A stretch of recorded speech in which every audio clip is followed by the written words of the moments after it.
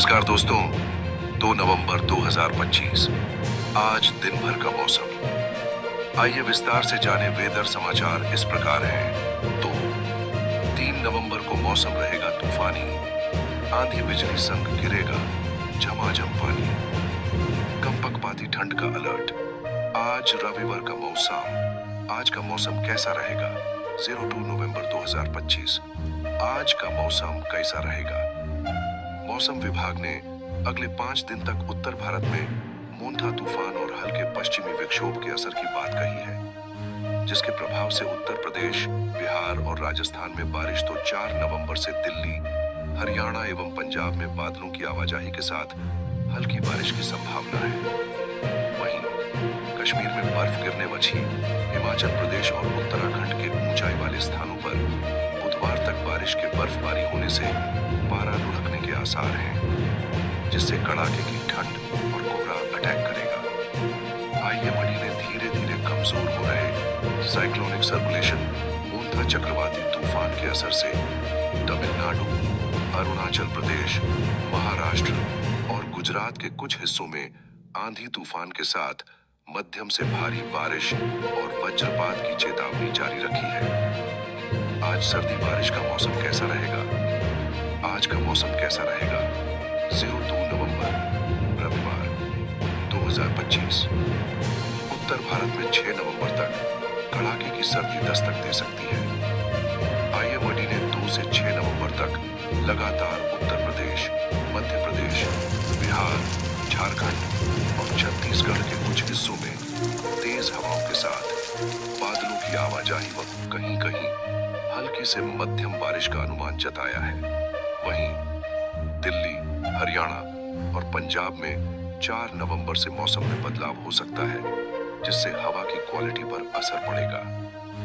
मौसम विभाग ने 5 नवंबर को उत्तराखंड और हिमाचल प्रदेश में पश्चिमी विक्षोभ के असर से बारिश और बर्फबारी होने से कंपकपाने वाली सर्दी एवं कोहरे में इजाफा होने के संकेत दिए हैं। वहीं स्काईमेट ने रविवार और सोमवार को चक्रवात मोंथा के कमजोर होने से बंगाल की खाड़ी में निम्न दबाव बनने की बात कही है, जो मौसमी गतिविधियों को बढ़ा सकता है। 2 और नवंबर को पश्चिम बंगाल, अरुणाचल प्रदेश, आंध्र प्रदेश, तमिलनाडु, पुडुचेरी, अंडमान तट, महाराष्ट्र और गुजरात के तटीय भागों में आंधी तूफान के साथ वज्रपात और मध्यम से भारी बारिश का अलर्ट जारी रखा गया है। मौसम विभाग ने अभी अगले 3 से 4 दिन तक मोंथा तूफान के असर से मौसमी गतिविधियां होने की संभावना व्यक्त की है। राजस्थान में बारिश का मौसम कैसा रहेगा?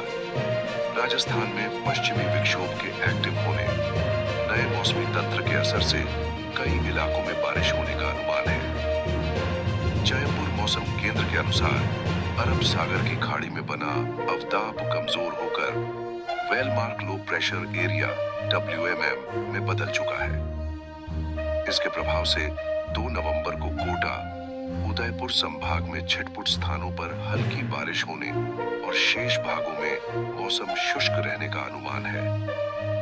हालांकि 3 नवंबर से एक नया पश्चिमी विक्षोभ सक्रिय होगा, जिससे जयपुर, भरतपुर, जोधपुर, उदयपुर, बीकानेर, कोटा और अजमेर संभाग के कुछ भागों में 3 से 4 नवंबर को बादलों की गर्जन के साथ हल्की से मध्यम बारिश से तापमान गिरेगा।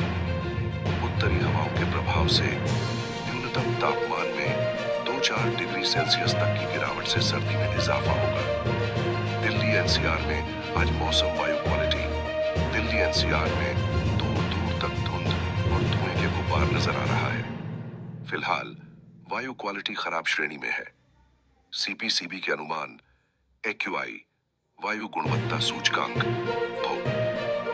आगे थोड़ा बढ़कर 251 हो गया, जो एक दिन पहले 218 था। दिल्ली में सबसे अधिक 335 AQI दर्ज किया गया। 38 निगरानी केंद्रों में से 26 में वायु गुणवत्ता बहुत खराब श्रेणी 300 से ऊपर में दर्ज की गई, जबकि शेष केंद्रों में यह खराब श्रेणी 300 से नीचे में रही। आईएमडी ने 4 नवंबर को हल्की बूंदाबांदी की संभावना जताई है। जिससे प्रदूषण के स्तर में कमी आ सकती है। लेकिन अगले सप्ताह से सर्दी में इजाफा होगा, जिससे प्रदूषित कण नीचे सतह पर जमने से कोई खास फर्क नहीं पड़ेगा। IMD के मुताबिक रविवार को दिल्ली में अब न्यूनतम तापमान सामान्य रहेगा। मौसम विभाग ने दिन में हल्का कोहरा छाए रहने और न्यूनतम तापमान 17 से 18 डिग्री सेल्सियस और अधिकतम तापमान 31 डिग्री सेल्सियस के आसपास रहने की संभावना व्यक्त की है। दिल्ली NCR में छाई धुंध। राजधानी दिल्ली की बात करें तो यहाँ हल्की ठंड का एहसास होने लगा है। देर रात और सुबह के समय लोगों को ठंड का सामना करना पड़ रहा है।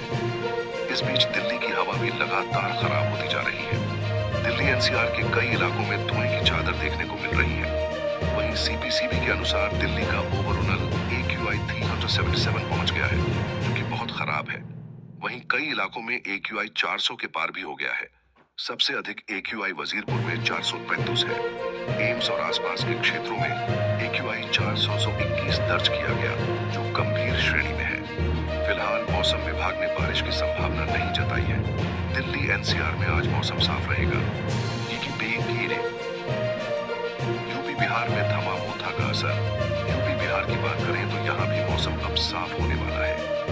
बिहार और पूर्वी उत्तर प्रदेश के कई इलाकों में चक्रवाती तूफान मोथा की वजह से कई दिनों से बारिश हो रही थी।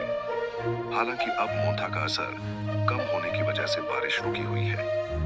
इसके अलावा पश्चिमी उत्तर प्रदेश की बात करें तो यहाँ कई जिलों में आज मौसम साफ रहेगा। मौसम विभाग के मुताबिक अगले कुछ दिनों तक मौसम साफ ही रहेगा और बारिश की कोई संभावना नहीं जताई गई है। उत्तराखंड में बर्फबारी के आसार। वहीं उत्तराखंड की बात करें तो यहाँ मौसम विभाग ने बारिश और बर्फबारी की संभावना जताई है।